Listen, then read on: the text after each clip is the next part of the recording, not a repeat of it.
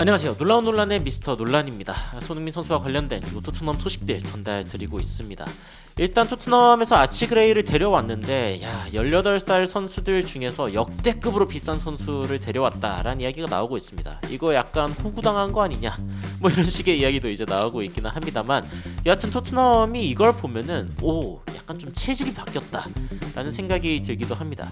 그리고 이제 스퍼스 웹에서는 손흥민 선수의 어떤 계약 일단 12달 연장한다라고 이야기를 하면서 아직 장기 계약으로서 이제 이어지지 않고 있는 상황에 대해서 조명을 했습니다. 그런데 토트넘 내부에서는 도대체 뭘 원하고 있는 건지, 그리고 현재 이 손흥민 선수가 이 토트넘에서 어떤 역할을 맡게 되는 건지, 이런 부분들이 나오고 있는 이적설들을 통해서 좀 예측 가능합니다. 그래서 어떤 이야기들이 있는지 오늘도 바로 들어가 보시죠.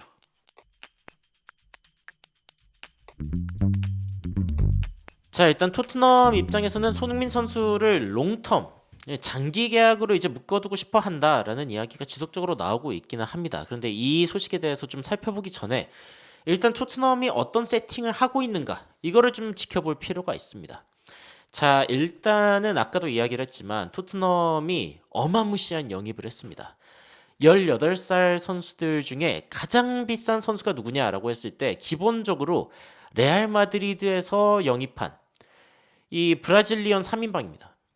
뭐 팔메이라스가 됐건 산토스가 됐건, 그러니까 이 브라질 클럽들에서 레알 마드리드가 유의 깊게 지켜보다가 저 선수 스타성이 있다, 저 선수 괜찮을 것 같다 라고 생각을 하면은, 그러면 어마무시하게 비싸게 일단 데려오고 보는 겁니다. 근데 이제 레알 마드리드가 이런 방식을 취하는 이유 중에 하나는 이 선수들이 조금이라도 더 성장하고 나면은 이게 뭐 4,500만 유로 이 정도에서 살 수 있는 선수가 아니라 금방 뭐 1억 유로, 2억 유로, 아니 뭐 클루셉스키도 몸값이 거의 4,500만 유로인데 제대로 이제 그 재능이 있는 선수가 보인다 싶으면 일찍부터 사들이는 게 이제 그 레알 마드리드의 어떤 영입 기조다라고 이야기를 할 수 있죠.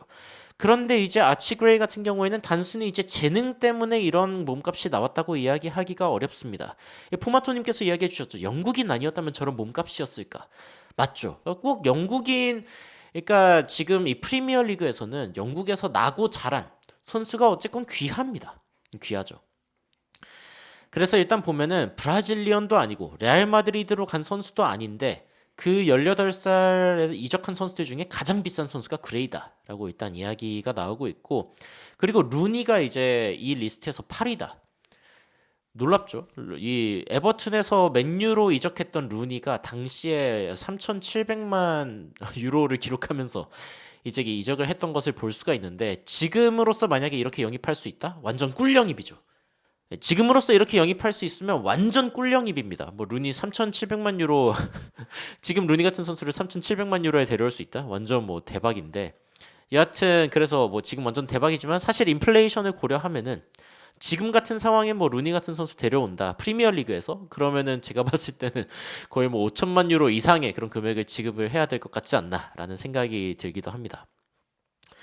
여하튼 뭐 도대체 왜 이렇게 비싼 선수를 데려왔냐, 그리고 프리미어리그 선수로서는 18살에 영입된 선수 중에 가장 비싼 선수다라고 하면서 수많은 전문가들이 이 선수 왜 데려왔는지에 대해서 막 이야기를 하고 있습니다. 뭐 애슬레틱에서도 그렇고 트랜스퍼마크트에서도 그렇고 이 채널, 이 공식 채널들이 있는데, 그런데 이 사람들이 하는 이야기들을 다 간추려서 이야기를 하면은 결국에는 이 댓글로 요약을 할 수 있을 것 같습니다. 왜냐면은 미래 잠재력이 있는 선수이기도 하고 홈그로운이기도 하고, 그리고 심지어 조금만 기다리면은 클럽 트레인드, 이 클럽에서 이제 그 나고 자란 선수로도 인정을 받기 때문입니다. 18살이면요 어쨌건 클럽에서 이제 2년 더 뛰면은, 그러면 이제 성인이 됐을 때 이제 충분히 클럽 트레인드로서의 인정을 받을 수 있는 부분이 있기 때문에 이런 부분들이 굉장한 메리트로 작용을 하고 있다라고 이야기를 하고 있고, 심지어 이 선수 멀티 포지션이죠. 라이트백, 뭐 센터 디펜시브 미드필더, 그 중앙 미드필더나 수비형 미드필더까지 이 선수 전부 다 이제 소화할 수 있는 선수고,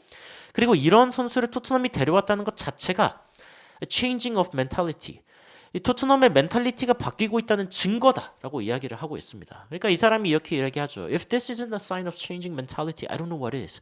이게 멘탈리티가 바뀌고 있다는 증거가 아니면 도대체 뭐가 멘탈리티가 바뀌고 있다는 증거냐. 예전에 그릴리시를 놓친다던가 아니면 뭐 페르난데스를 놓친다던가 이렇게 했던 이 토트넘과는 지금의 토트넘이 전혀 다른 모습을 보여주고 있다라고 이야기를 하고 있는 거죠.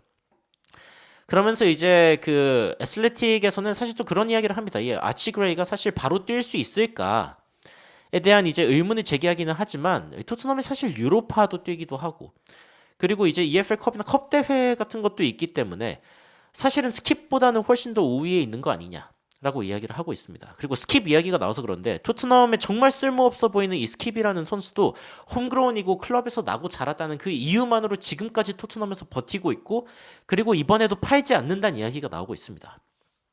그러니까 스킵보다는 호이베르가 훨씬 더 쓸모 있고 스킵보다는 은돈벨레 은돈벨레보다는 스킵이 나온 것 같은데 여하튼 그런 선수들보다도 스킵이 이제 중요하다라는 평가를 받았던 이유 중에 하나가 뭐냐?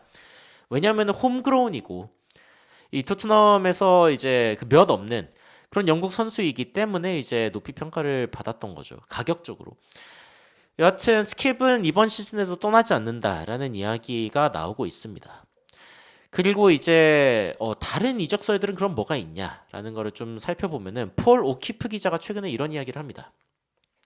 Tottenham showing a firm interest in 데시레 두에. 이 데시레 두에 선수에 대해서 지금 토트넘이 굉장히 강한 관심을 보이고 있다. 그리고 이제 또 한 명의 선수가 나오고 있습니다. One other player they previously edged away. 그러니까 토트넘이 과거에 약간 좀 이제 피하는 것 같았지만 여하튼 다시 한번 고려 대상으로 온 선수가 누구냐? 바로 페드로 네토 선수다. 야, 여러분들 기억하실지 모르겠지만 황희찬 선수와 함께 뛰는 페드로 네토의 모습 여러분들 보신 적 있죠? 특히 이제 지난 시즌 초 이 부상을 당하기 전 사실 약간 좀 유리몸이라는 게 걸리기는 하지만 이 선수에 대해서 토트넘이 다시 한번 생각을 하고 있다. 에제는요. 안 그래도 에제 얘기도 있다 하려고 합니다. 그래서 이제 데시레 두레라는 선수도 이제 19살 선수이긴 하지만 굉장히 빠른 선수고 굉장히 능력 있는 선수입니다. 이 선수가 지금 토트넘에 온다라는 이야기가 막 지속적으로 나오고 있습니다. 토트넘 interest in 데시레 두레 absolutely confirmed. 완전 이거는 그 토트넘이 관심 있어 하는 선수다. 그리고 이제 레비가 지금 이 5천만 파운드짜리 선수를 데려오려고 하고 토트넘 도대체 돈을 얼마나 쓰려는 건지 모르겠는데 여하튼 데시레 두레 선수를 데려오려고 하고 있다. 뭐 하드테클, 팀토크, 기브미 스포츠 다 이야기를 지금 하고 있습니다. 데시레 두레 선수가 어떤 선수냐? 일단 양쪽 윙에서 다 뛸 수 있는 선수. 그리고 이제 어태킹 미드필더, 이 공격형 미드필더로도 뛸 수 있는 선수고 현재 이제 시장 가치가 지속적으로 오르고 있는 선수 중 한 명이죠. 3천만 유로까지 지금 올라 있는 그런 선수이고 그리고 이 선수의 어떤 그 현재 이 스카우팅 리포트 같은 것들을 보면은 기본적으로 골과 어시스트를 기록할 줄 아는 선수입니다. 그러니까 이 선수가 즉시 전력감이 아니지 않냐라고 이야기한다면은 지금 이걸 봤을 때는 그렇지 않다.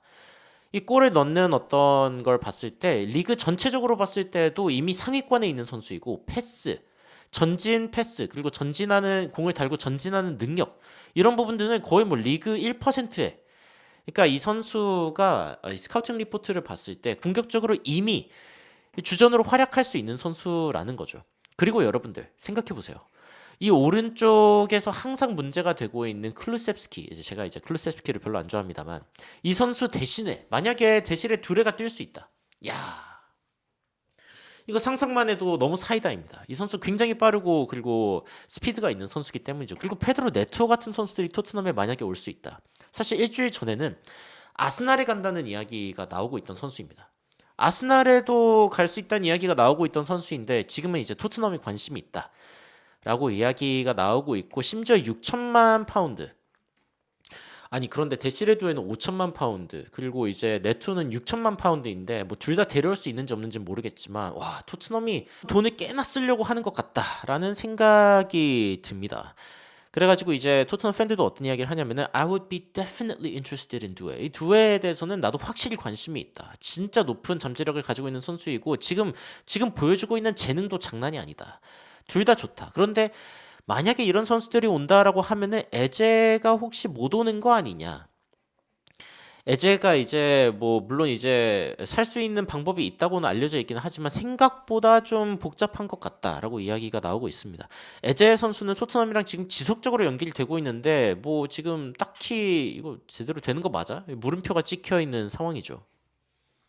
지금 뭐 뉴스를 봐도 크리스탈 팰리스가 지금 에제의 이 엑시트에 대해서 nervous, 굉장히 긴장하고 있다. 그러니까 지금 크리스탈 팰리스는 에제가 떠나지 않기를 바라고 있다. 라는 이야기가 지속적으로 나오고 있습니다. 물론 토트넘이 에제를 원한다는 소식은 뭐 하루 전이나 이틀 전 지속적으로 이야기가 나오고 있지만요. 근데 토트넘의 이번 디렉터 특성상 확실하게 영입이 결정되기 전까지는 뉴스가 그렇게 새어나올 것 같지가 않습니다. 아무래도 좀 지켜봐야겠죠. 에제가 안 떠나기를 원한다라고 하는 이야기도 이제 나오고 있기는 합니다. 여하튼 어떻게 될지는 좀 지켜봐야겠지만 만약에 에제가 아니라 뭐 두에라던가 네토를 데려온다 하더라도 토트넘의 공격진은 완벽하게 바뀌게 됩니다. 그리고 사실은 토트넘이 두에랑 네토를 원한다는 사실을 보면은 손흥민 선수가 다음 시즌 어디에서 뛰게 될지 사실 일종의 힌트 같은 거기도 한데, 손흥민 선수는 다음 시즌 이 팀이 완벽하게 좀 만들어진다면은 분명히 공격형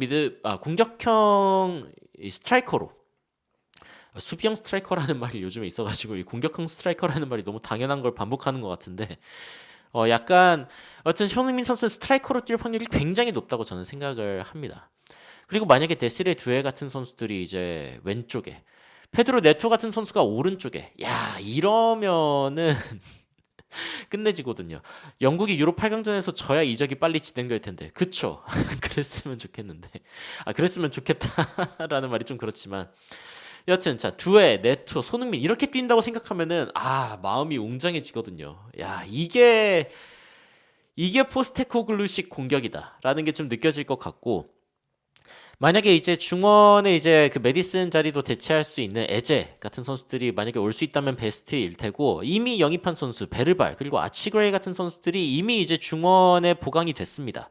그래서 이런 것들이 이제 충분히 이제 좋은 어떤 토트넘의 상황이고, 그리고 지금 수비 같은 경우에는 뭐 반더벤 드라구신을 이제 영입을 했죠. 토트넘이 지난 시즌에 우도기도 굉장히 잘해주고 있고, 페드로 포로가 이제 만약에 못 뛴다고 하면 아치그레이가 또 백업을 할 수 있는 그런 구조가 되었기 때문에 토트넘이 사실상 전체적으로 싹 갈아엎고 있다. 그리고 이걸 보면은 사실은 토트넘이 포스테코글루 감독 부임 이후 얼마나 변화를 많이 가져가려고 하고 있는지, 이런 점들을 볼 수가 있습니다. 그리고 손흥민 선수는 다음 시즌 토트넘에서 굉장히 중요한 역할을 맡게 됩니다. 왜냐면은 토트넘의 근간이 다 바뀌어버린 상황에서 손흥민 선수 혼자 남아있기 때문이죠. 사실은 손흥민 선수가 이 계속 바뀌고 있는 토트넘의 이 상황에서 유일하게 동행하고 있는 선수이기는 합니다. 과거에 토트넘 챔피언스 리그에 출전했던 요리스 베르통엄, 뭐 여기 데스크다 데스크, 델레알리, 뭐 에릭센, 뭐 해리케인, 뭐 이런 선수들을 비롯해가지고 무사 덴벨레 진짜 핸들. 여튼 이런 상황에서 남아있는 선수가 손흥민밖에 없었는데, 근데 지금까지 이 토트넘이 사실은 예전에 그 중위권에서 전전하던 때에서부터 지금 이제 빅클럽이 되네 만에 이 런던 최고의 어떤 그 스테디움을 짓고 이제 그거에 걸맞는 그런 성적을 내는, 사실 우승 트로피를 들어올리는 토트넘이 되자라고 으쌰으쌰하고 있는 토트넘까지 동행하고 있는 선수가 손흥민 선수밖에 없거든요. 자, 이걸 보면은 지금 이제 손흥민 선수가 얼마나 토트넘에 중요한지 이런 것들을 좀 알 수 있기는 한데, 자, 토트넘이 일단은 손흥민 선수의 계약을 일단 12달은 늘린다라고 이야기가 나오고 있습니다. 이거는 이제 뭐 어쩔 수 없는 그런 부분이죠. 토트넘은 손흥민 선수를 근데 롱텀, 장기로 잡아두고 싶어 한다라는 이야기가 나오고 있습니다.